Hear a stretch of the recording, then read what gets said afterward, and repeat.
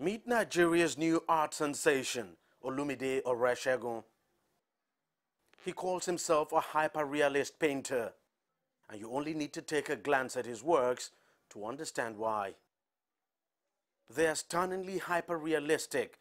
You would think they are photographs until you take a very detailed and deliberate look. Here's one very good example. It's an oil painting of a young girl who has just taken a bath with the water bubbles clearly visible and looking very real.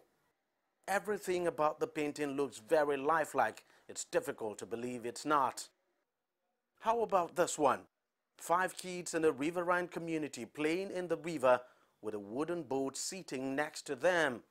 All the elements blending seamlessly to create a hyper-realistic image with a 3D effect.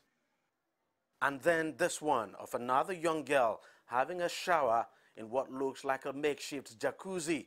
The translucent effect created by the water gives the painting a feel and look of hyper-reality.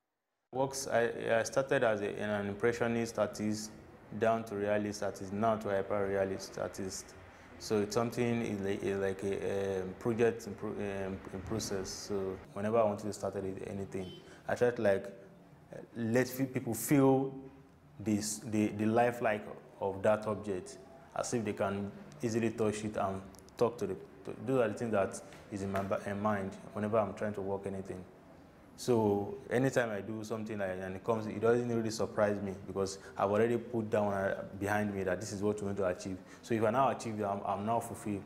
So if I want to achieve it, I won't stop, I won't sign with the work.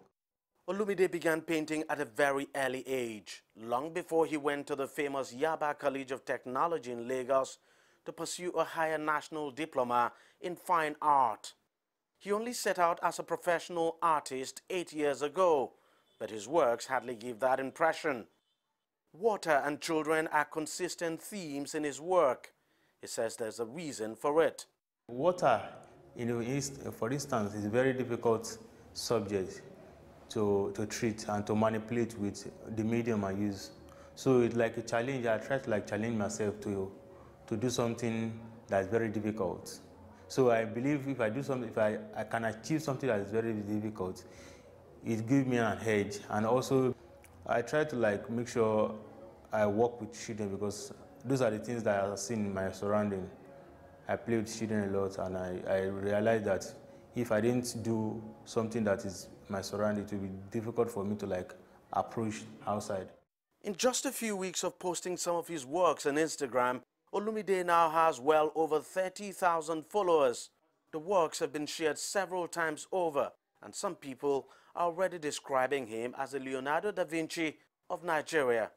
People comparing my work with Leonardo da Vinci is a good avenue for me and a plus for me at the same time, because those are the people that we read about while in school, and up to now we are still reading about them. We are still reading about what they've achieved. So I'm hoping to have even achieved more than what he has done.